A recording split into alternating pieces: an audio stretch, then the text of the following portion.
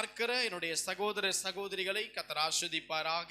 வார்த்தை கேட்க வந்திருக்கிற உங்களையும் நான் வாழ்த்துகிறேன்.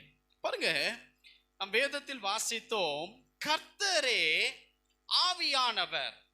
அவருடைய ஆவி எங்கே இருக்கிறதோ அங்கே என்ன உண்டா? எல்லாரும் சேர்ந்து வாசிக்கலாமா? 2 கொரிந்தியர் 3:17 சேர்ந்து வாசிங்க. கர்த்தரே ஆவியானவர். கர்த்தருடைய ஆவி எங்கேயோ அங்கே விடுதலை உண்டு. ஆமென். பாருங்க, இந்த திரியேக தன்மை கொண்ட நம்மளுடைய ஆண்டவர் அதிலே ஒரு தன்மையாக ஆவியானவராய் நம்மோடு கூட இன்றைக்கும் நம்மளை வழிநடத்தி கொண்டு வருகிறார். அந்த ஆவியானவர் இன்றைக்கும் நம்மளை கைட் பண்ணி நமக்கு ஆலோசனை கொடுத்து நம்மளை தேற்றி இன்றைக்கும் சபைகளை அவர் ஆயத்த நிலைமைக்கு கொண்டு வந்திருக்கிற தேவனாய் அவர் காணப்படுகிறார்.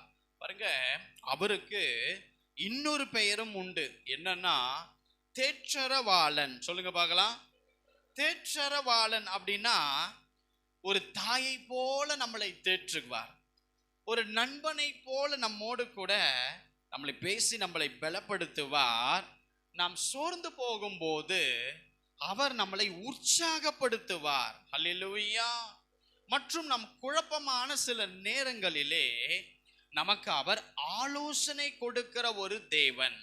அப்படி ஆவியானவர் திரியேக தன்மையில் ஒரு தன்மையாய் நம்மை சபைகளை கர்த்தர் வழி நடத்தி கொண்டிருக்கிறார். பாருங்க, சோர்ந்து போய் இன்னைக்கு காணப்படுகிற கர்த்தருடைய பிள்ளைகளே, இயேசுவின் நாமத்திலே நான் சொல்லுகிறேன், அவர் இருக்கும் பொழுது நாம் கவலைப்படவே கூடாது. காரணம், நமக்கு காரியம் எல்லாவற்றையும் அந்த ஆவியானவர் பார்த்து கொள்ளுவார். எத்தனை பேர் ஆமென் சொல்றீங்க? உங்கள் கண்ணீரையும் உங்கள் கவலைகளையும் அவர் பார்க்கிறார். அதற்குரிய பலன்களை கொடுப்பதற்காகத்தான் நம்மோடு கூட தேவன் பேசுகிறார். நம்மோடு கூட இன்றைக்கு உலாவுகிறார். நம்ம இன்னைக்கு தொட போகிறார். நம்ம இன்னைக்கு நிரப்ப போகிறார். நம்ம இன்றைக்கு அவர் ஆசீர்வதிக்க போகிறார். காரணம், அவர் எங்கே இருக்கிறாரோ அங்கே பயமும் ஒரு கஷ்டமும் நிறைந்த பாடுகள் நிறைந்த வழியாய் இருக்காது. அவர் எங்கே இருக்கிறாரோ அங்கே விடுதலை உண்டு. அன்பானவர்களே, எத்தனை பேர் ஒரு ஆமென் சொல்றீங்க? இன்னைக்கு எத்தனை பேர் ஒரு விடுதலைக்காக கர்த்தருடைய சமூகத்துல வந்திருக்கீங்க? கையை உயர்த்துங்க பார்க்கலாம்.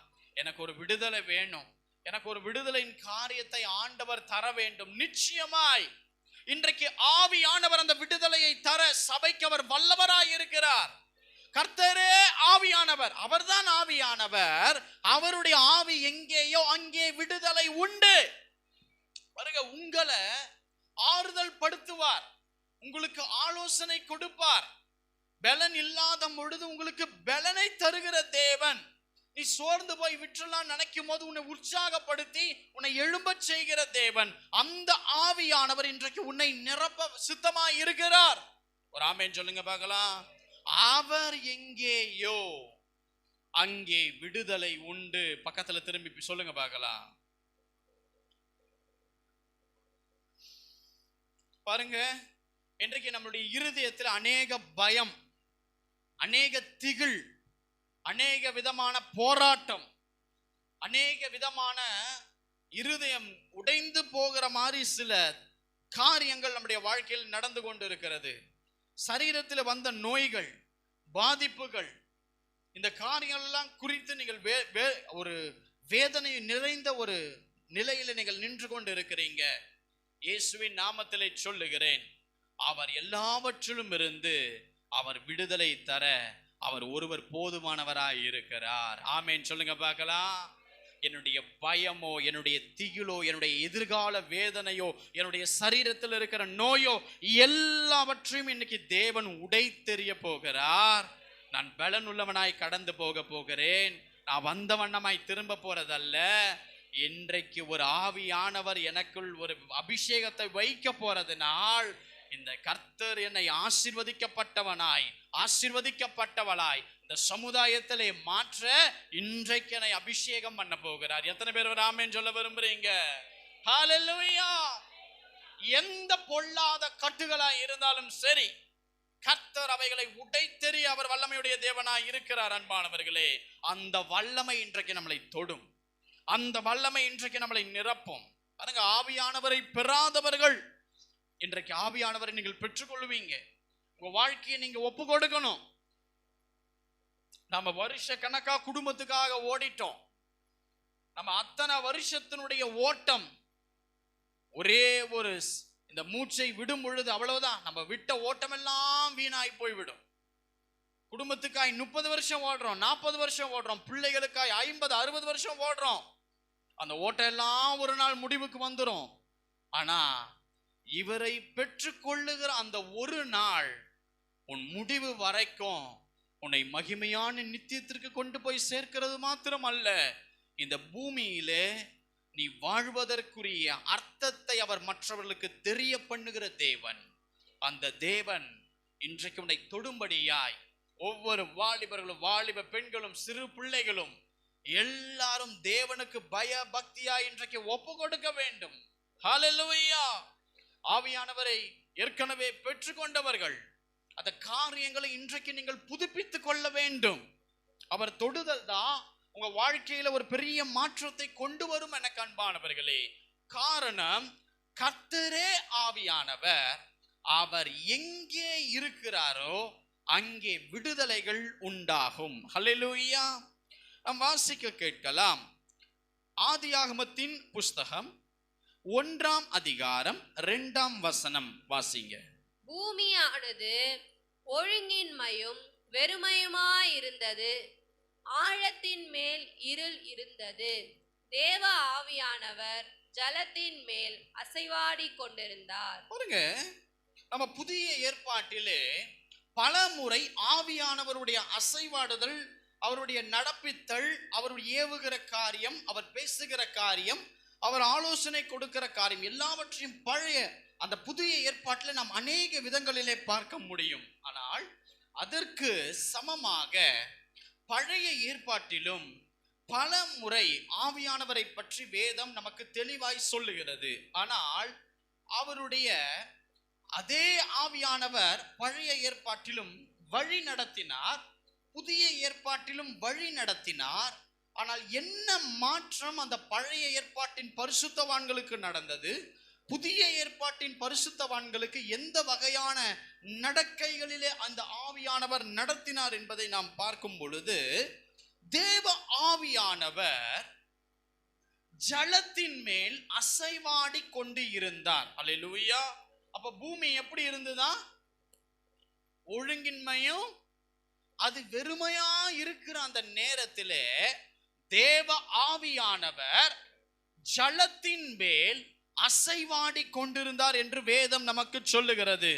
எனக்கு அன்பான என் சகோதரனே, சகோதரியே, இந்த ஆவியானவர் ஜலத்தின் மேல் அசைவாடி கொண்டிருந்தது உண்மைதான். ஆனால் தேவன் இந்த ஜலத்தின் மேல் அசைவாடுவதற்காக அவர் விரும்பவில்லை. அவர் இந்த மனிதர்கள் மத்தியிலும் அவர்களுக்குள்ளாக இருந்து அவர்களை வழி நடத்தும்படியாய் அவர் விருப்பமாயிருந்தார். ஆனால் ஆதியிலே அவைகள் சிருஷ்டிக்கப்படாதது நிமித்தம், மனிதன் சிருஷ்டிக்கப்படாதது நிமித்தம் அவர் ஜலத்தின் மேல் அசைவாடி கொண்டிருந்தார். பாருங்க, இந்த பழைய ஏற்பாட்டிலே எத்தனையோ பரிசுத்தவான்களோடு கூடிய இந்த ஆவியானவர் இருந்தார்.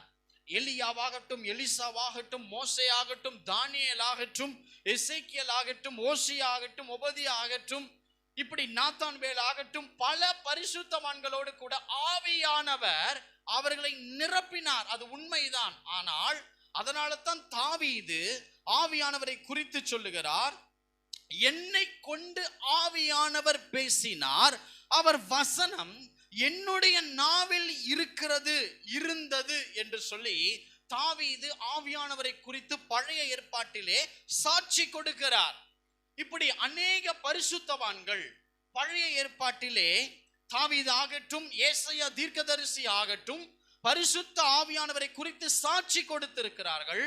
ஆனால் அவர்களோடு கூட ஆண்டவர் வாசம் பண்ணுகிற ஒரு அனுபவம் இல்லாதிருந்தது.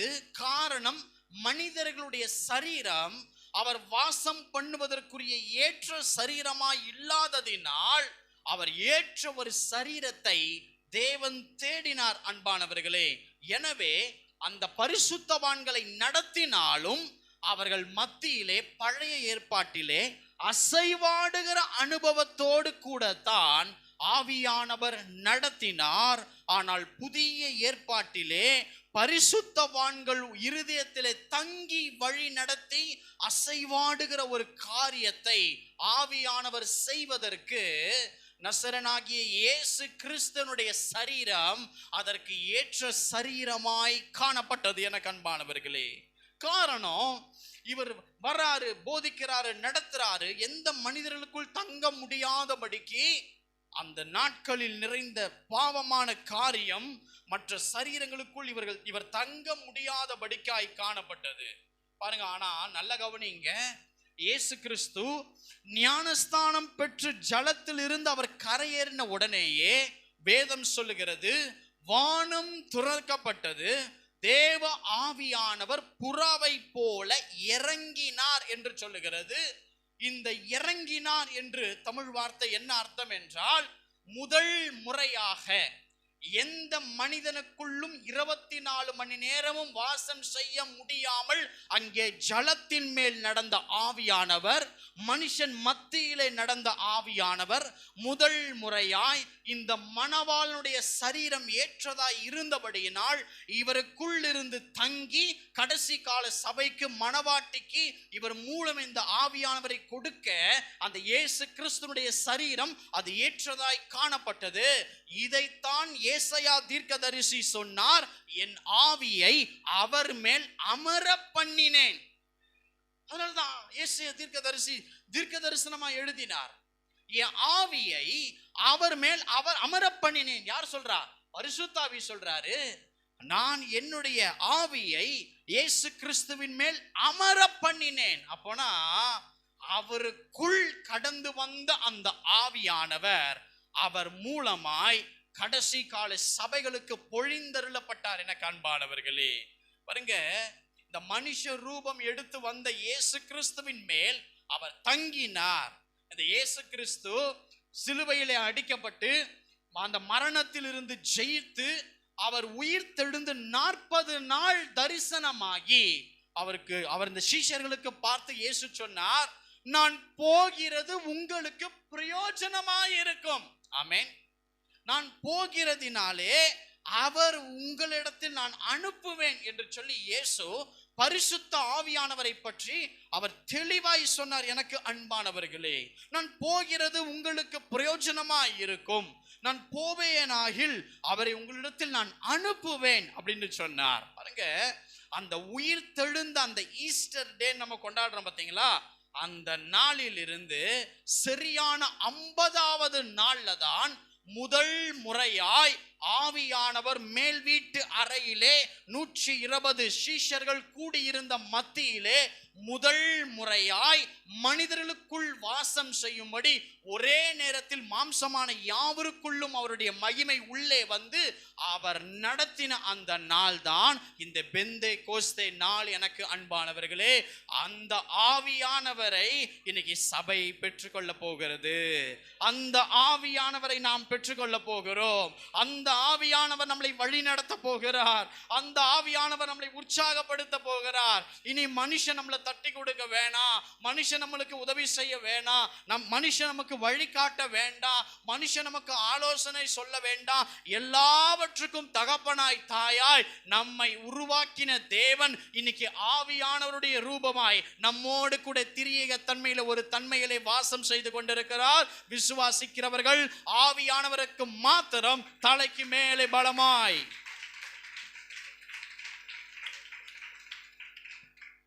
கர்த்தருடைய ஆவி எங்கேயோ அங்கே விடுதலை உண்டு. அன்பானவர்களே, பாருங்க, நான் கிறிஸ்துவுக்குள் வருவதற்கு முன்பு என்னுடைய வாழ்க்கை மிகவும் பாவத்தினால் நிரப்பப்பட்ட ஒரு வாழ்க்கை நான் வாழ்ந்து கொண்டிருந்தேன். மறைமுகமான அநேக பாவங்களுக்கு என் வாழ்க்கையிலே நான் அடிமையாய் காணப்பட்டேன். மறைமுகமான சில தந்திரமுள்ள பாவங்களுக்கு நான் அதை செய்து கொண்டு அதற்கு ஒரு அடிமையாய் நான் காணப்பட்டேன். ஆனால் ஒரு நாள் என்னுடைய வாழ்க்கையில ஒரு பெரிய சம்பவம், ஒரு மாற்றம் எங்கே ஏற்பட்டது என்றால், பாருங்க, அன்றைக்கு ஒரு நாள் சபையிலே ஆவியானவருடைய அந்த அபிஷேகம் நிறைந்த அந்த நாளாய், அவர் அபிஷேகிக்கிற ஒரு நாளாய் சபையிலே ஒரு கூடுகையை வைத்திருந்தார்கள். என்னால் அந்த கூடுகைக்கு செல்ல முடியாமல் காணப்பட்டது. பாருங்க, அந்த கூட்டத்தில் போனவங்க எல்லாம் சொன்னாங்க, நாங்கள் ஆவியானவரை பெற்றுக்கொண்டேன், நான் தேவனை பெற்றுக்கொண்டேன், நான் அவரை தரிசித்தேன், என்னென்னமோ சொல்றாங்க.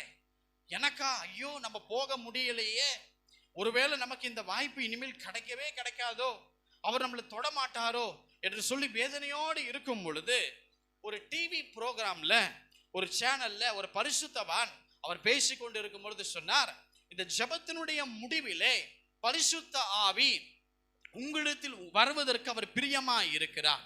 யாருக்கெல்லாம் அந்த ஆவியானவர் வேண்டுமோ, நீங்க எந்த இடத்தில் இருந்தாலும் நீங்கள் முழங்கால் படியிட்டு உங்களை அர்ப்பணிப்பு செய்யுங்கள், அப்பொழுது உங்களை நிரப்புவார் என்று அந்த பரிசுத்தவான் சொன்னார்.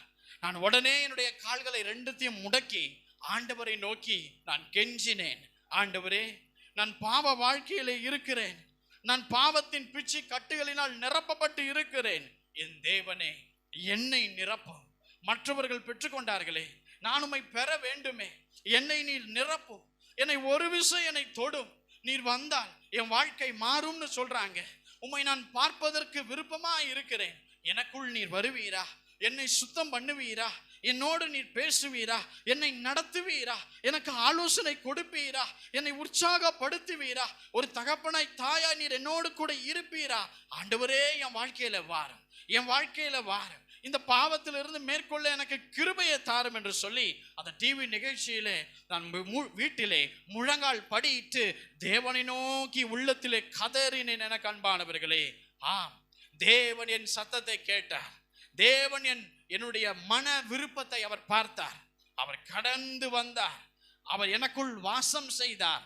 ஆனால் அவரை நான் பெற்றுக்கொண்டேனா இல்லையா என்ற ஒரு சந்தேகம் என் வாழ்க்கையிலே அப்படியாய் காணப்பட்டது. எனக்கு அன்பானவர்களே, ஆனாலும் இந்த ஆவியானவரை பெற்றுக்கொண்ட அந்த நபர்கள் ஒரு நாளும் பாவங்களை திரும்ப கையில எடுக்க மாட்டார்கள். ஒரு நாளும் அந்த பாவத்தின் சிற்றின்பத்திற்குள்ளே அவர்களை இருக்க இந்த ஆவியானவர் உத்தரவு அருளவே மாட்டார். அவர் எனக்கு ஆலோசனை தந்தார், வழி இதுவேன்னு சொல்லி என்னை நடத்தினார், என் பாவ வாழ்க்கையில் இருந்து எனக்கு ஒரு விடுதலையை தந்தார். இயேசு கிறிஸ்துவுடைய இரத்தத்தை வைத்து அவர் என் அவயவங்களை சுத்தமாக்கினார், என்னை கழுவினார், என்னை பரிசுத்தப்படுத்தினார். இன்றைக்கும் உயிருள்ள ஒரு சாட்சியாய் உங்களுக்கு முன்பதாய் பாவ வாழ்க்கையில இருந்த என்னை விடுவித்தது யார்? அந்த ஆவியானவர். அந்த உருக்கம் நிறைந்த, மனதுருக்கம் நிறைந்த அந்த தேவன் இன்றைக்கு நம்மையும் அப்படித்தான் தொட போகிறார்.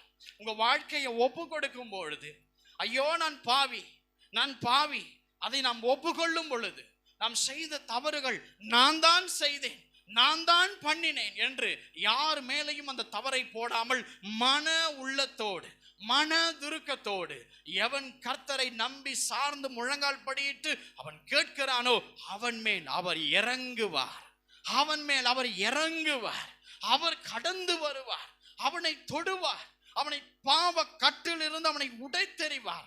அவன் சரீரத்தில் எந்த நோய்களா இருந்தாலும் சரி, அவருக்கு சித்தமானால் அதை எடுத்து தீருவார்.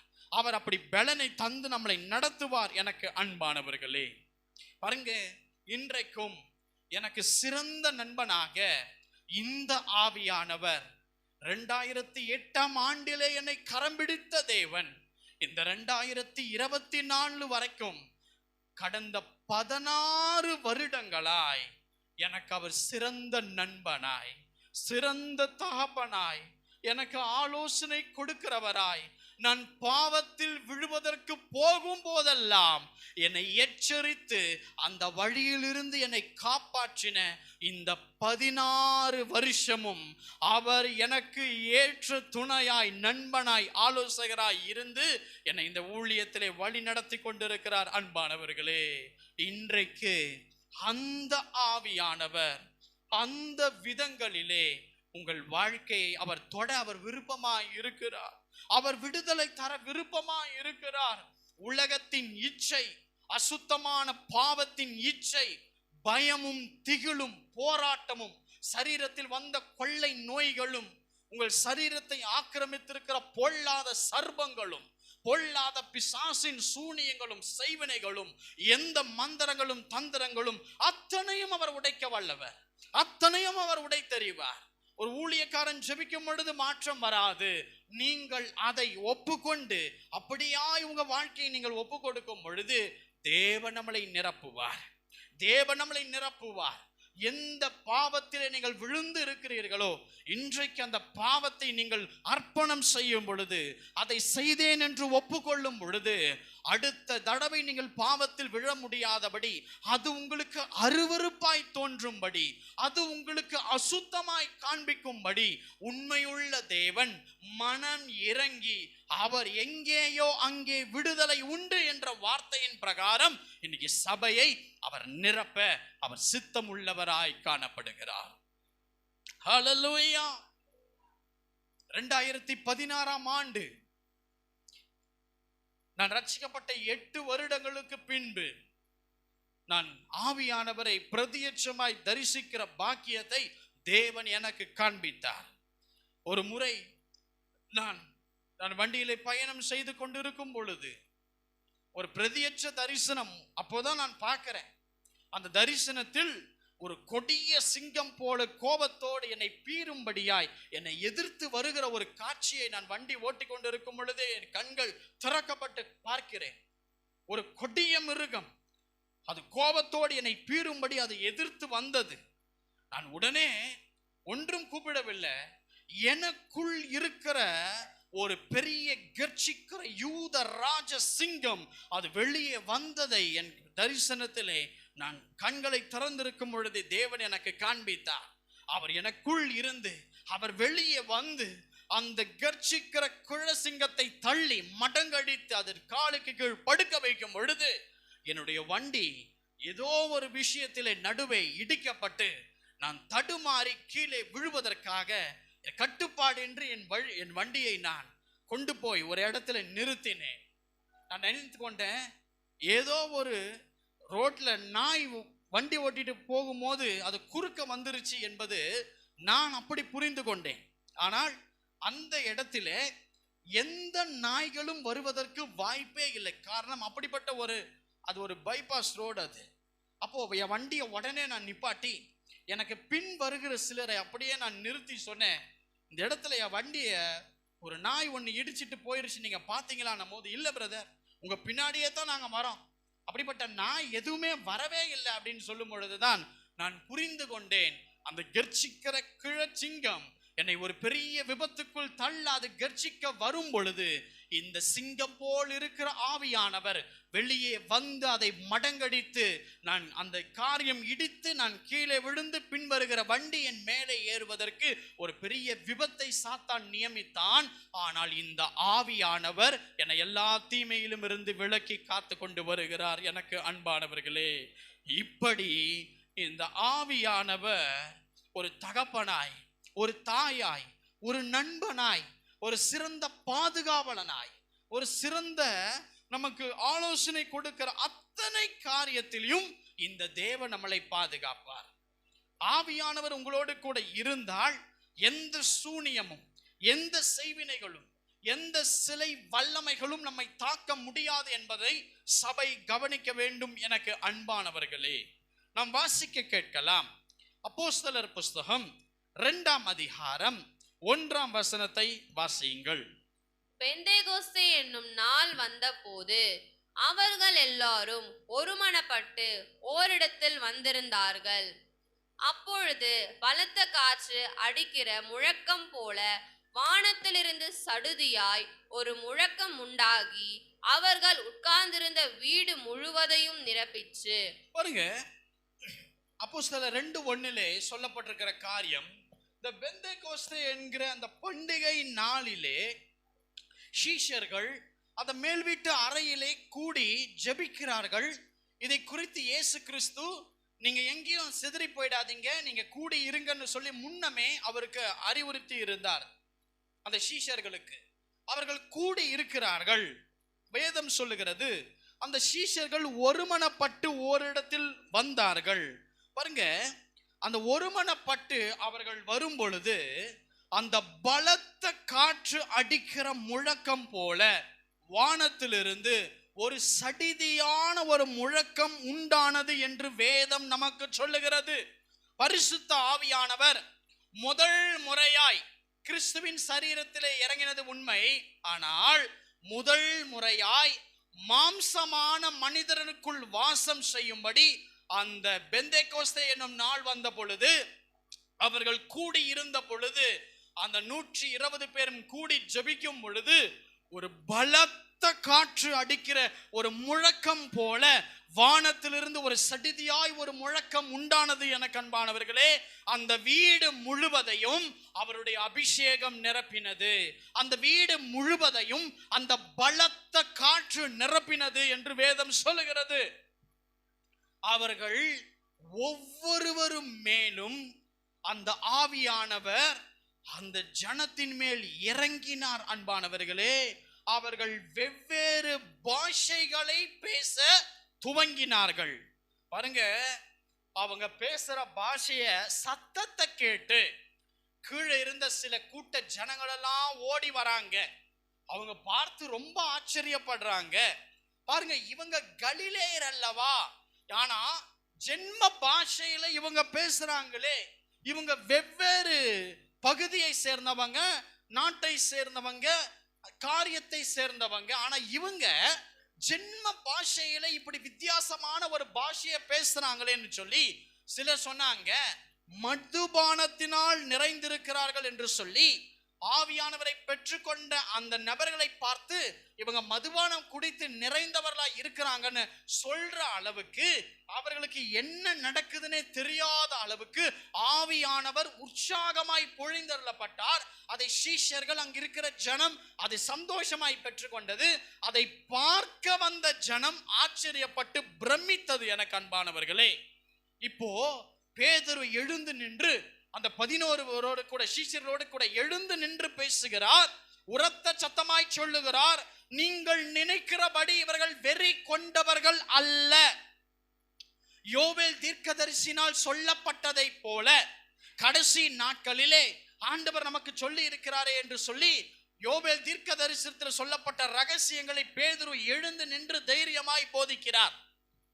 அவர் சொல்லுகிறார், நம் மாம்சமான யாவருக்கும் தேவனாகிய கர்த்தர், நான் மாம்சமான யாவர் மேலும் என் ஆவியை ஊற்றுவேன். உங்கள் குமாரரும் குமாரத்திகளும் தீர்க்க தரிசனம் சொல்லுவார்கள். உங்கள் வாலிபர்கள் தரிசனங்களை காண்பார்கள். உங்களுடைய மூப்பர்கள் சொப்பனத்தை காண்பார்கள் என்று சொல்லி அநேக வார்த்தைகளை பேதுரு எழுந்து நின்று புத்தி சொன்னார் என்று வேதம் சொல்லுகிறது. நல்ல கவனிங்க, அவருடைய முதல் பிரசங்கம் இந்த மாறுபான காரியத்தை விட்டு விலகி உன்னை நீ ரட்சித்துக் கொள் என்று சொல்லி புத்தி சொல்லுகிறார். எனக்கு அன்பானவர்களே, நடந்தது என்ன தெரியுமா? என்னடா இவ்வளவு பெரிய சத்தம் வருதுன்னு சொல்லி கீழே வந்தாங்க பாத்தீங்களா? அந்த ஜனம் இவர் புத்தி சொன்னதினால், ஆவியானவர் அவருக்குள் இருந்தபடியினால் முதல் முறையாய் பேதுரு புத்தி சொல்லுகிற அந்த காரியம் அங்கே என்னடா சத்தம்னு கேட்ட வந்த அந்த 3000 பேரும் அன்னைக்கு ரட்சிக்கப்படுகிறார்கள். அந்த 3000 பேரும் அந்த ஆவியானவரையும் அந்நிய பாஷையின் வரங்களையும் கனிகளையும் அவர்கள் பெற்றுக் கொள்ளுகிறார்கள். எனக்கு அன்பானவர்களே, அந்த பெந்தெகோஸ்தே நாளின் அனுபவத்தை தேவன் இன்றைக்கும் நமக்கு தரப்போகிறார். எத்தனை பேர் ஒரு ஆமென் சொல்ல விரும்புறீங்க? படிப்பறிவு இல்லாத பேதுரு, பேச பயந்து நின்ற பேதுரு, பயத்தோடு சிலுவையை பார்த்து அவரை மறுதலித்து விட்டுட்டு போன பேதுரு, இந்த பேதுரு ஆவியானவரை பெற்ற பின் அவர் பேசுகிற அந்த புத்தி சொல்லுகிற அந்த வார்த்தைகளை கேட்டு 3000 பேர் முதலாவது ரட்சிக்கப்பட ஒப்பு கொடுக்கிறார்கள். ஆவியானவர் அந்த 120 பேரையும் 3000 பேரையும் அன்றைக்கு நிரப்பினார். அல்லேலூயா. இந்த மகிமை நிறைந்த ஆவியானவரை பெற்றுக்கொண்ட அந்த பேதுருவும் யோவானும் அவர் செய்த முதல் அற்புதம் அவர்களுக்கு என்ன தெரியுமா? அவங்க தேவாலயத்திற்கு பேதுருவும் யோவானும் கிளம்பி சொல்லுகிறாங்க. அந்த தாயின் வயிற்றில் பிறந்தது முதற்கொண்டு சப்பானியா ஒரு மனுஷன் தேவாலயத்திற்கு வெளியே பிச்சை கேட்டு உக்காந்துக்கிட்டு இருப்பான். அந்த பிச்சை கேட்கிற அந்த அந்த பிச்சைக்காரன் பேதுருவை பார்த்து யோவானை பார்த்து ஏதாவது எங்களுக்கு கிடைக்கும்னு சொல்லி அவன் பிச்சை கேட்கிறான். அதற்கு பேதுரு சொல்லுகிறார், வெள்ளியும் பொன்னும் என்னிடத்தில் இல்லை, ஆனால் என்னிடத்தில் இருக்கிற ஒன்றை நான் உனக்கு தருகிறேன். நசரனாகிய இயேசு கிறிஸ்துவின் நாமத்திலே நீ எழுந்து நட என்று சொன்னபோது அவன் கால்கள் பலன் கொண்டது. அந்த பேதுரு அந்த பிச்சைக்காரனுடைய வலது கையை பிடித்து தூக்கி விட்டான். நடந்தது என்ன தெரியுமா? அந்த பிச்சைக்காரன் நடந்தான், குதித்தான், தேவனை துதித்தான்.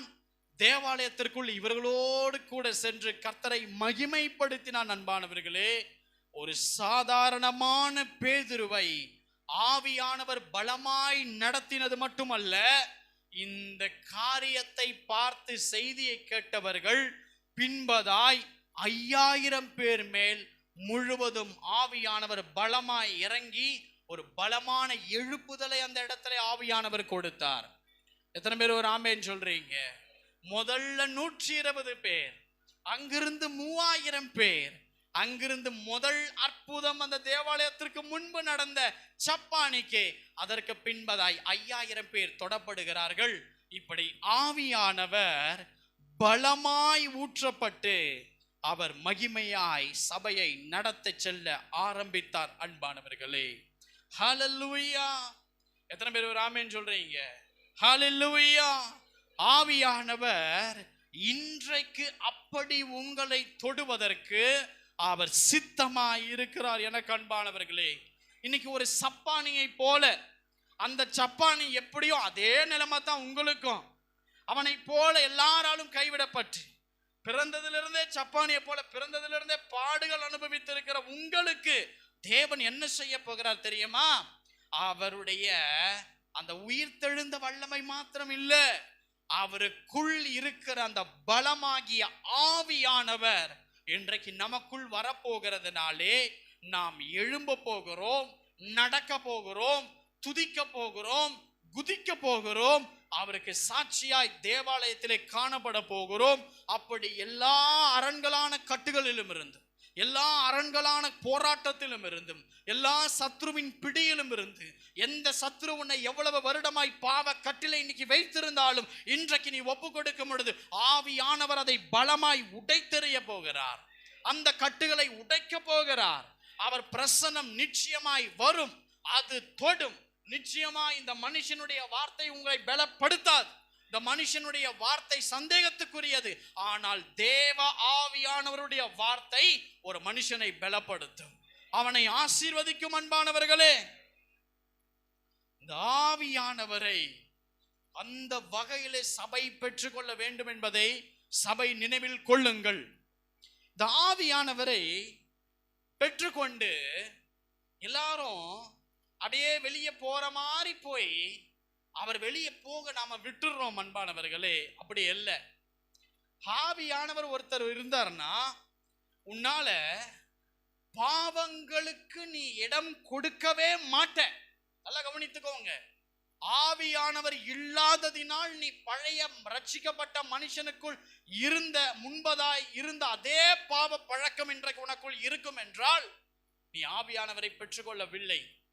நீ பாவம் செய்யும் பொழுது உன் இருதயம் குத்தி கிழித்து அதிலிருந்து நாம் பண்ணக்கூடாது என்கிற ஒரு உணர்வு உன்னிடத்தில் இல்லை என்றால் நீ ஆவியானவரை அவர் உனக்குள் இப்பொழுது நீ பெற்றது உண்மை, அவர் உனக்குள் இப்பொழுது இல்லை என்பது இன்னும் அதிக உண்மை. ஆவியானவர் இல்லாமல் நீ வீட்டை விட்டு வசனத்தை படிக்காமல் செல்ல உன் கால் செல்லும் என்றால் இயேசுவின் நாமத்துல சொல்ற, அவர் உன்னை விட்டு எப்பயோ போயிட்டார்னு அர்த்தம். ஜெபம் இல்லாமல் வீட்டை விட்டு நீ கிளம்ப முடியுது அப்படின்னா ஆவியானவர் உன்னை விட்டு போய் பல மாசங்கள் ஆனது என்பது உண்மை. ஜெபம் பண்ணும் பொழுது நல்ல உறக்கத்தோடு முழுவதும் தூங்கி விடுகிற எந்த கவனமும் எனக்கு இல்லை, அப்படி என்றால் ஆவியானவர் உனக்குள் இல்லை என்பது அர்த்தம். நான் சொல்லுவது தயவு செய்து கேட்டுக்கொள்ளுங்கள். ஆவியானவரை பெற்றுக்கொள்வது ரொம்ப எளிது. காரணம், அந்த இறைவன் நம்மளை தேடி வந்து விடுவார். நம்ம கையை தட்டி உற்சாகமா பெற்றுக்கொள்ளுவோம். ஆனால் இவர் வெளியே போகிற இந்த காரியம், அவர் கையை தட்டிட்டு அமக்களமா நம்ம போக மாட்டோம். அவர் அமைதியாய் போய் விடுவார். காரணம், அவருக்கு பிடிக்காத, அவர் விசனப்படுகிற காரியத்தை இந்த சரீரம் செய்யக்கூடாது. அதற்கு நீங்கள் ஒத்து உழைக்க வேண்டும். அவர் வேதனைப்படுகிற காரியத்தை நாம் செய்யக்கூடாது. அவர் வெறுக்கும் பாவ காரியத்துக்கு உங்கள் சரீரத்தை நீங்கள் சமர்ப்பணம் பண்ணக்கூடாது. அதிலிருந்து நீங்கள் விலகி இருக்க வேண்டும். இல்லைனா அவர் நம்மளை விட்டு போற ஒரு விஷயமே நமக்கு தெரியாது. எனக்கு அன்பானவர்களே, எத்தனை பேர் ஒரு ஆமென் சொல்றீங்க? ஹல்லேலூயா, ஹல்லேலூயா.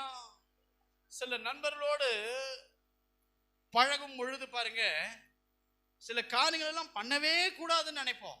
ஆனா நாம அவங்கள மாத்தலாம் நினைச்சா அவங்க சுபாவத்துக்கு நாம மாறி கிடப்போம். இவங்களுக்கு போய் இந்த காரியத்தை செய்யக்கூடாது. நீங்க பாருங்க, இன்னைக்கு நிறைய ஊழியக்காரர்கள் பாருங்க, அந்த நாட்களிலே இந்த விபச்சார ஸ்தலங்களுக்காய் போய் ஜெபம் பண்ணுவாங்க. அதாவது அங்க இருக்கிற விபச்சாரிகள் மனம் திரும்பணும், அங்க இருக்கிற விபச்சாரிகள் அந்த பாவத்திலிருந்து வெளியே கொண்டு வரணும்னு சொல்லி அரைகுறையான ஜெபத்தை செய்து அவர்களோடு தனியாய் இருக்கும் பொழுது அவளை கூப்பிட்டு ஜெபிக்கலாம்னு போய் சென்ற எத்தனையோ ஊழியக்காரர்கள் விபச்சாரிகளோடு அவர்கள் அந்த காரியம் தகாத உறவில் ஈடுபட்டு மடிந்த சம்பவங்கள் அநேகம் இருக்கிறது. அன்பானவர்களே, ஆவியானவர் அவர் எப்போ உள்ள இருந்து வெளியே போவார் என்கிற காரியம் யாருக்கும் தெரியாது. ஹல்லேலூயா. எத்தனை பேர் ஒரு ஆமென் சொல்றீங்க? நான் ஒன்று சொல்றேன், ஆவியானவர் வெளியே போகிற அந்த தருணம் ஒருவேளை நமக்கு தெரியாமல் இருக்கலாம். ஆனால் ஆவியானவர் இருக்கிறார் என்பதற்குரிய அடையாளம் பாவங்களுக்கு விலகும்படி ஒரு பயம் எனக்குள் காணப்படுகிறது. ஹல்லேலூயா. அப்படிப்பட்ட ஒரு காரியம் இன்றைக்கு உங்களுக்குள் இருக்கிறதா என்பதை நீங்கள் சோதித்து பாருங்கள். சிம்சோன் என்கிற ஒரு மனிதன் இருந்தான். அவனை கொண்டு ஆவியானவர் என்ன செய்தார் தெரியுமா? அவன் 300 நரிகளை பிடித்தான். 300 நரிகளை பிடித்து அந்த வாள்களை அதை கட்டி ஒரு விதமான பந்தத்தை அதிலே கட்டி, அதாவது 2 வாளுக்கு நடுவில் ஒரு பந்தம் என்று சொல்லி 300 நரிகளை பிடித்து 2 வாளா கட்டி நடுவுல பந்தத்தை வைத்து கொளுத்தி திராட்சை தோட்டங்களுக்குள்ளும் ஒலிவ மர தோப்புகளுக்குள்ளும் அந்த நரிகளை ஓடவிட்டு, அந்த நரிகள் ஓடின அந்த பந்தங்கள் பட்டு அந்த தோப்புகளும் திராட்சை தோட்டங்களும் பெலிஸ்தியர் தேசத்திலே சுட்டரிக்கப்பட்டன.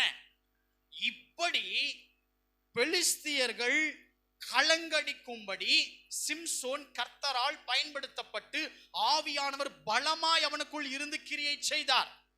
இதுக்கப்புறம் பாருங்களேன், இப்படி தோட்டத்தை எரிச்சிட்டார், இப்படி ஒளிவம அந்த தோப்புகளை பண்ணிட்டார்னு சொல்லி இந்த சிம்சோனை பிடிப்பதற்காக வந்து பிடிச்சிட்டாங்க, கயிறை போட்டு கட்டிட்டாங்க. ஆனா நடந்தது என்ன தெரியுமா?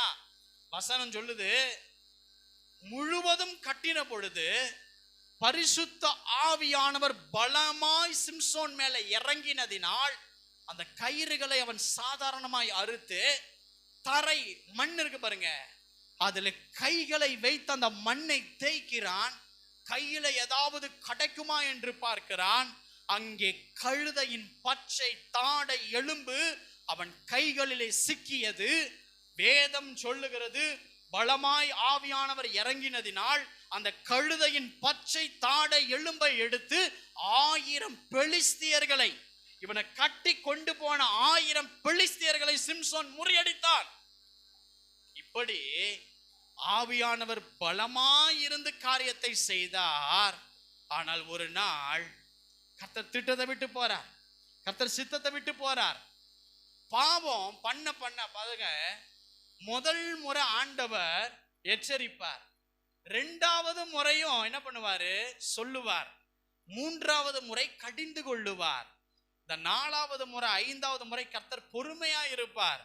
இந்த ஆறாவது முறையும் ஒரு காரியத்தை செய்வான் என்னன்னா, அவனை விட்டு அவர் வெளியே போய்கொண்டே இருப்பார். காரணம், அந்த கீழ்ப்படியாத நிமித்தம் அவனை விட்டு அவர் வெளியே வந்து விடுவார். எனக்கு அன்பானவர்களே, இப்ப நடந்தது என்ன தெரியுமா?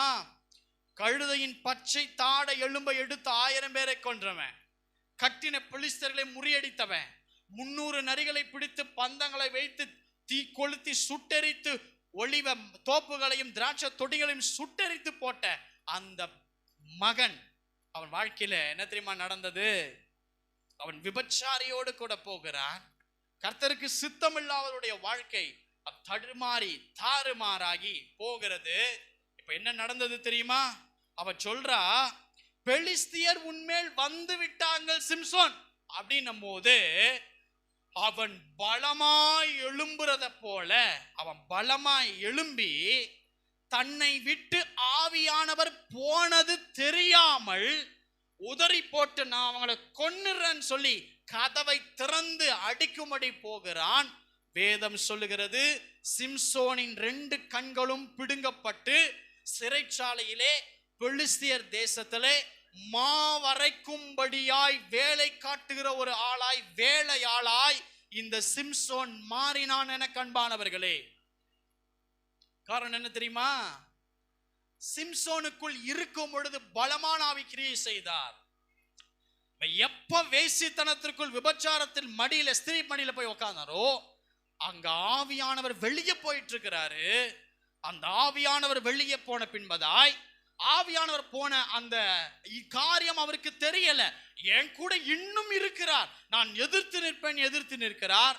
சாத்தான் கையிலே, அந்த சாத்தானுடைய திட்டத்தின்படியாய் மனுஷன் கையிலே அவர் மடங்கடிக்கப்படுகிறார். இன்னைக்கு அதுதாங்க, ஆவியானவர் நமக்குள்ள இருக்கிறாரு, நம்மை விட்டு விலகல அப்படின்னு பல பேர் எண்ணங்கள் கொண்டு இருக்கிறீங்க. நான் சொல்றேன், இன்றைக்கு ஆவியானவர் திரும்ப உனக்கு ஒரு வாய்ப்பை தருகிறார். இந்த வாய்ப்பு உனக்கு உன் வாழ்க்கையில எத்தனை முறை வரும்னு தெரியாது. அல்லேலூயா. பாருங்க, ஒவ்வொரு பிறந்த ஒரு நாள் குழந்தையில இருந்து முதியோர் வரைக்கும் இருக்கிறவர்களுக்கு எப்போ இந்த மூச்சு நிற்கும் என்பது தெரியாது. யார் இந்த பூமியில இருப்பா, அடுத்த நாளை பார்ப்பா என்பது நிச்சயம் இல்லாத ஒரு வாழ்க்கை. நான் உங்களுக்கு சொல்லுகிறேன், உங்க கணவர் ரட்சிக்கப்பட்டா, ஒருவேளை உங்க மனைவி ரட்சிப்பினால, அவ ஜபத்தினால் நான் ஒரு நாள் உள்ள வந்துருவேன்.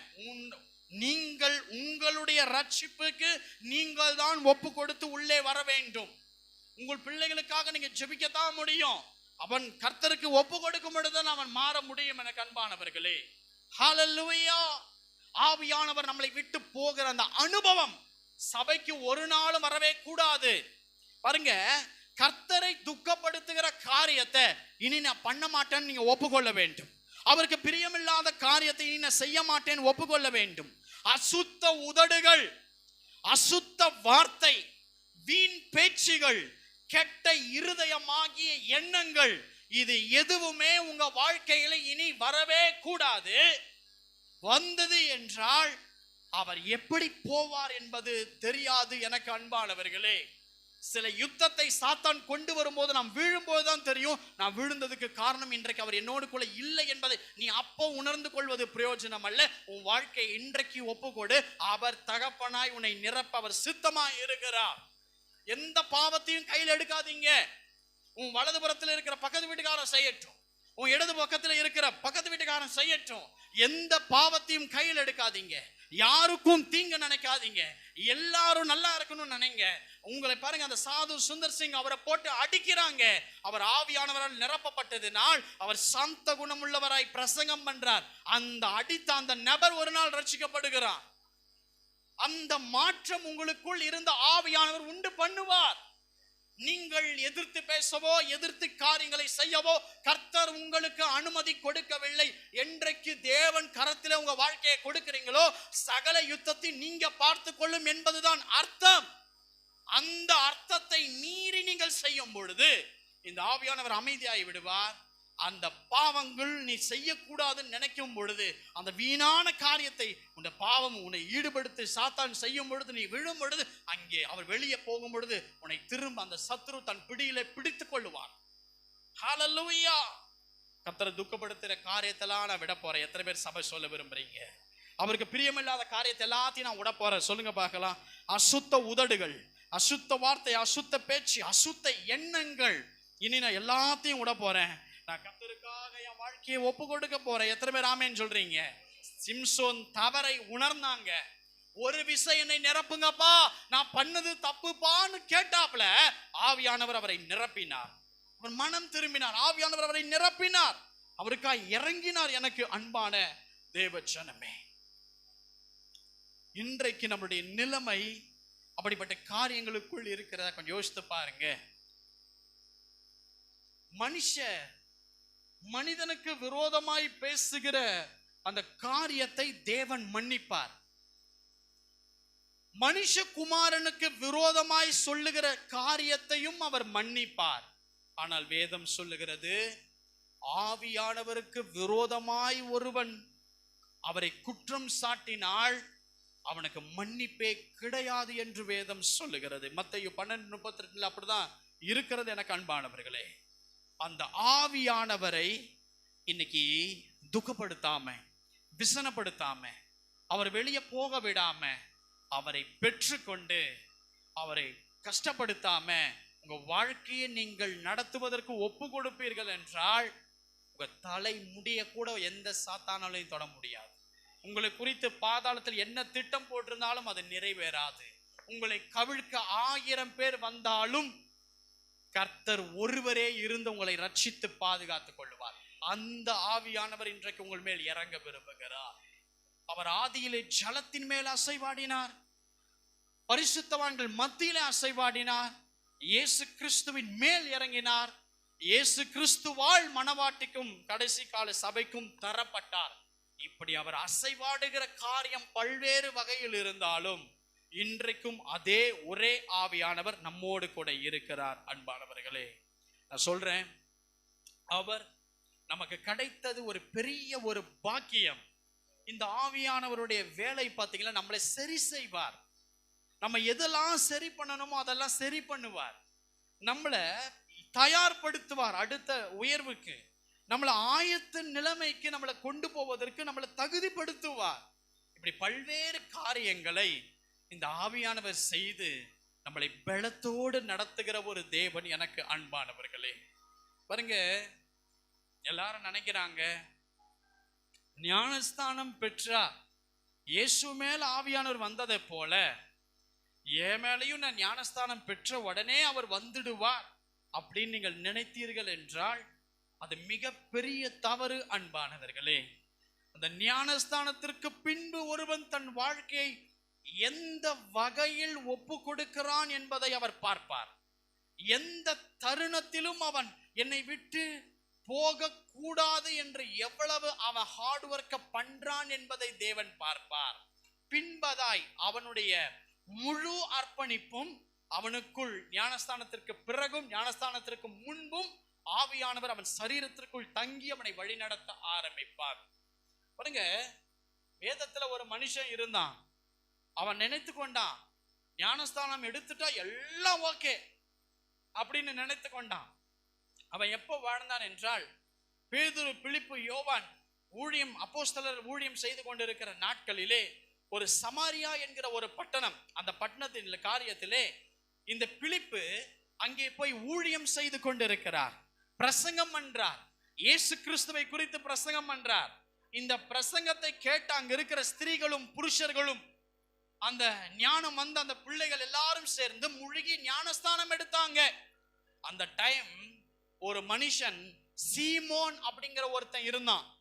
அவன் பெரிய மாய வித்தைக்காரன். அவன் என்ன பண்ணிருந்தான் தெரியுமா? அந்த சமரியா நாட்டு ஜனங்களை மாய வித்தைகளை செய்து, அவன் சொல்றது இந்த ஜனங்க கேட்கிற அளவுக்கு மாய வித்தைகளை செய்து வைத்திருந்தான். அந்த ஜனங்களை ஏமாற்றுவதற்காக சில மேஜிக்கை பண்ணி பண்ணி பண்ணி இந்த சமரியா நாட்டு மக்கள் எல்லாரும் இந்த சீமோனை ஒரு பெரிய ஆளா என்னன்னு சொல்லி ஜனங்களை ஏமாத்தி கொண்டு இருந்தான். நடந்தது என்ன தெரியுமா? அங்க இருக்கிற ஜனங்கள் எல்லாம் போய் ஞானஸ்தானம் எடுக்கிறாங்கன்னு சொல்லி இந்த சீமோனும் பிலிப்புவின் மூலமாய் கர்த்தர் செய்த அதிசயத்தை பார்த்து இந்த மாய வித்தைக்காரனாகிய சீமோனும் போய் ஞானஸ்தானம் எடுத்துக்கிறான். ஒரு ஆமென். ஆனால் ஆவியானவர் அவனுக்குள் இறங்கவில்லை. ஞானஸ்தானம் எடுத்திருந்த ஆவியானவரை பெற்று இருக்கணும், இல்ல ஆவியானவரை பெற்றிருந்தால் பின்பு ஞானஸ்தானம் எடுத்திருக்கணும். இந்த ரெண்டு முறைமைகளும் ஈக்குவலா தேவன் வழி நடத்துவார். ஆனால் நடந்தது என்ன தெரியுமா? அந்த மாய வித்தைக்காரன் முழுகி ஞானஸ்தானம் எடுத்தான். எதுக்காக தெரியுமா? பிலிப்பின் மூலமா அதிசயம் நடக்குது, பிலிப்பின் மூலமா அற்புதம் நடக்குது. சமாரியா நாட்டு மக்கள் இதுவரைக்கும் நான் தான் பெரியவன் நினைச்சாங்க. யாரோ ஒரு உபதேசத்தை கேட்டு என்னமா அதிசயத்தை செய்கிறார், இயேசுவின் நாமம்னு சொல்ல செத்த பணம் கூட எழும்புது. என்னால செய்யாத அதிசயத்தை இவர் செய்கிறார், சோ எனவே நாம போய் ஞானஸ்தானம் எடுக்கலாம்னு எடுத்தார். இந்த செய்திகள் முழுவதும் பேதுருவுக்கும் யோவானுக்கும் அறிவிக்கப்பட்டது. சமாரியா நாட்டு ஜனங்கள் எல்லாம் இயேசுவை ஏற்றுக்கொண்டார்கள் என்று செய்தி போன உடனே அவர்கள் ரெண்டு பேரும் கிளம்பி வராங்க. கிளம்பி வந்து பார்த்தா ஜனங்க ஞானஸ்தானம் எடுத்திருக்கிறாங்க, பரிசுத்த ஆவியை பெறவில்லை. உடனே பேதுருவும் யோவானும் எல்லா தலைகள் மேலையும் கையை வைத்து இவங்க பரிசுத்த ஆவியை பெறட்டும்னு சொல்லும் பொழுது பரிசுத்த ஆவி அந்த சமரியா நாட்டு ஞானஸ்தானம் எடுத்த எல்லா ஜனத்தையும் நிரப்பினார். இதை பார்த்த அந்த மாயவித்தைக்காரன் கையில கொஞ்சம் பணத்தை எடுத்துக்கிட்டு பேதுருவை பார்த்து ஓடி வந்து, பேதுருவே இந்த பணத்தை நீங்க வாங்கிக்கோங்க, நீங்க யார் மேல கை வைத்தா ஆவியானவர் இறங்குகிறாரோ அதே போல நான் போய் யார் மேல தலை மேல கைய வைக்கிறனோ அவன் பரிசுத்த ஆவியை பெறணும். அந்த அதிகாரத்தை எனக்கு நீங்க வித்து கொடுங்க, எனக்கு அந்த அதிகாரத்தை கொடுங்கன்னு சொல்லி பணத்தை கொடுத்து ஆவியானவரை இப்படி பெறுவதற்காக அவன் பிரயாசப்பட்டான். பேதுரு சொல்றாரு, தேவனுடைய வரத்தை நீ பணத்தினால் சம்பாதித்துக் கொள்ளலாம் என்று நீ நினைத்தபடியினால் உன் பணம் உன்னோடு கூட ஒன்றுமில்லாமல் போகட்டும். அந்த வார்த்தையை நம்ம இங்க சொல்ல முடியாது.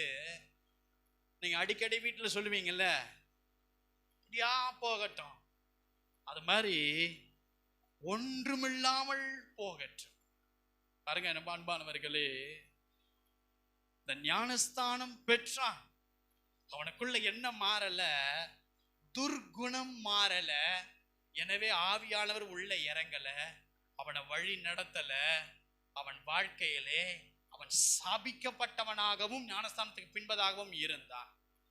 இன்னைக்கு இதே நிலைமையிலே இந்த ஆராதனுடைய முடிவுக்கு நாம் வந்திருக்கிறோம். இதே நிலைமை இன்னைக்கு நம்முடைய வாழ்க்கையில காணப்படக்கூடாது. அற்புதத்துக்காய் மட்டுமல்ல, அவர்தான் என் ஜீவன் என்று பெற்றுக்கொண்டால் நித்தியத்துக்கும் ஆயத்தமாயிடுவோம். இந்த பூமியில நம்ம சிறந்த ஆசீர்வதிக்கப்பட்ட கூட்டமாகவும் இருப்போம். ரெண்டுத்திலையும் ஆசீர்வதிக்கப்பட்ட ஒரு கூட்டமாய் இருக்க அந்த ஆவியானவருடைய அனுபவம் ரொம்ப வேணும். ஹல்லேலூயா. நான் சொல்றேன், அவர் எங்கேயோ அங்கே விடுதலை உண்டு. இந்த ஆவியானவர் எனக்கு செய்த அற்புதங்களும் என்னை பாதுகாத்த விதங்களும் சில நேரங்களிலே நான் சில சாட்சிகளை சொன்னால் அது உங்களுக்கு புரியாது, ஏற்றுக்கொள்ளவும் முடியாத அளவுக்கு அவர் அந்த வகையிலே எங்களை ஊழியத்திலே நடத்தி சத்துருடைய ஒவ்வொரு கோட்டைகளும் இருந்து எங்களை விடுவித்து எங்களை நடத்தி கொண்டிருக்கிறார். இந்த ஆவியானவரை நீங்களும் பெறணும். எங்களோடு பேசுகிற அந்த ஆவியானவர் உங்களோடும் பேசணும். எங்களுக்கு இந்த உலகத்தை குப்பையை போல வெறுத்ததுக்கு காரணம் மறுரூப வாழ்க்கையை பார்த்தாச்சு. அதே காரியத்தை நீங்களும் பார்க்கணும். நீங்களும் உங்க பிள்ளையும் சந்ததி இந்த பூமியிலே நல்லா இருக்கணும், பரலோக ராஜ்யத்திலையும் போய் சேர்ந்து நல்லா இருக்கணும். அதுக்கு ஒரே ஒருத்தர், ஆவியானவரை பெற்றுக்கொள்ளுகிற அனுபவம். நான் சொல்றேன், ஆவியானவர் சிலைகளுக்குள் இல்ல, வீதிகளில் இல்ல, தெருவிலே இல்ல. இன்னைக்கு நான் மனம் திரும்பணும் நினைக்கிறவன் பக்கத்துல நிற்கிறார். அவருக்கு ஜலத்துல அசைவாடினாருங்க, அதுக்கப்புறம் மனுஷன் மத்தியில அசைவாடினார். இப்போ மனுஷனோடு கூட இருந்து அசைவாடி வழி நடத்த விரும்புகிறார். அவருடைய நாட்கள் இந்த பூமியிலே முடிய போகிறது. இயேசு போகும்போது அவர் வரப்பட்டார். இப்போ இயேசு நம்மை கூட்டிட்டு போக வரப்போறார். இவர் எடுத்துக்கொள்ளப்பட போகிறார். இவர் இருந்தால் சமாதானம். பிரச்சனையின் மத்தியிலும் பாருங்க, அப்படி கூல காம ஒன்றும் நடக்காத போலவே இருக்க முடியும். சிலர் பிரச்சனை நாங்க வாழ்க்கையில வந்துருச்சுன்னு வைங்க, அவ்வளவுதான், வலதுபுறம் ஓடுவாங்க, இடதுபுறம் போவாங்க, தலையில அடித்துப்பாங்க, என்ன பண்றதுன்னு தெரியாம எங்கெங்கயோ இருக்கிற எல்லா 1ல இருந்து 10 நம்பரையும் அடி. ஆனா இந்த இவரை பெற்றுக்கொண்டவன் எத்தனை கூட்டம் எதிர்த்தாலும் அவன் அப்படி கூட காணப்படுவான். காரணம், அவரை தாண்டி நம்மை தொட ஒருத்தனாலையும் முடியாது. ஆமென். அது சத்ருவினாலும் ஒன்னும் பண்ண முடியாது, ஒன்னும் பண்ண முடியாது. அவர் இன்றைக்கு உனக்குள் வர விரும்புகிறார். அவரை பெற்றுக்கொள்ள போறோம். பெற்றுக்கொண்டு போகும்போதே, வீட்டுக்கு போகும்போதே பொண்டாட்டி அசிங்கமா திட்டி அவர் வெளியே போக விட்டுறாதீங்க. மனைவிமார்கள் கணவர்களை திட்டி அவர் வெளியே போக விட்டுறாதீங்க. திட்டினாலும் அந்த வார்த்தைகளை அவருக்காக பார்த்து பார்த்து யோசித்து யோசித்து பேசுங்க. எந்த காரியம் அடுத்து பண்ண போனாலும் ஐயோ அவரை துக்கப்படுத்திடக் கூடாது என்கிற காரியத்தோடு கூட நீங்கள் இருப்பீர்கள் என்றால் இந்த ஆவியானவர் உங்களை வழி நடத்த அவர் விருப்பம் உள்ளவராய் இருக்கிறார். சிம்சோனை போல ஒப்பு கொடுங்க, அந்த மனுஷனை போல ஒப்பு கொடுங்க, தாவீதை போல ஒப்பு கொடுங்க. ஆவியானவரை இழந்தார். ஆவியானவர் என்னிலிருந்து எடுத்துக்கொள்ளாதிரும் என்று மன்றாடினார். காரணம், ஜலத்தின் மேல் அசைவாடின கர்த்தர் இன்றைக்கு நம்மேல் அசைவாட விரும்புகிறார், நம்மோடு அசைவாட விரும்புகிறார். அந்த சீமோனை போல துர்குணத்தோடு ஞானஸ்தானம் பெற்றவர்களாய் அல்ல, முழு மனதோடு. 120 பேர் கூடி இருந்த பொழுது இடம் அசைந்தது. அந்த சத்தத்தை கேட்க வந்த 3000 பேர் ரட்சிக்கப்பட்டாங்க. அந்த 3000 பேருடைய மறுரூபம் 5000 பேராய் மாறினது. அந்த 5000 இன்றைக்கு பல கோடிகளாய் மாறிவிட்டது. இன்றைக்கு ஆவியானவரை பெறாமல் ஒருவரும் வெளியே போகக்கூடாது. வாலிபர்கள், சிறு பிள்ளைகள் ஒருத்தரும் ஆவியானவரை பெறாம போயிடாதீங்க. காரணம், நான் பெற்றுக்கொண்ட ஆவியானவரை நான் பெற்றேன் என்று கண்டுபிடிப்பதற்கு ஒரு பெரிய கேம்ப், இந்த ஏலகிரியில ஒரு பெரிய கேம்ப் நடத்தினாங்க. 3 நாள் கூட்டம். அந்த 3 நாள்ல கத்தறேன் ஆவியானவரை எனக்குள்ள வாங்க. ஆனா நான் பெற்றுக்கொண்ட ஒரு உணர்வு என்கிட்ட இல்லை. நடந்தது என்ன தெரியுமா? எல்லாரும் அந்த மலை மேல, அந்த புல்லு மேல முழங்கால் படியிட்டு கர்த்தரை நோக்கி ஜெபம் பண்றாங்க. நாங்க ஒரு 4 வாலிபர்கள் போய் ஜெபம் பண்ண ஆரம்பித்தோம். அங்கே ஒரு ஊழியக்காரர் போதகர் வந்து உட்கார்ந்தாரு. எனக்கே தெரியாது, அந்த போதகருக்கு நான் தீர்க்க தரிசனம் உரைத்தேன்.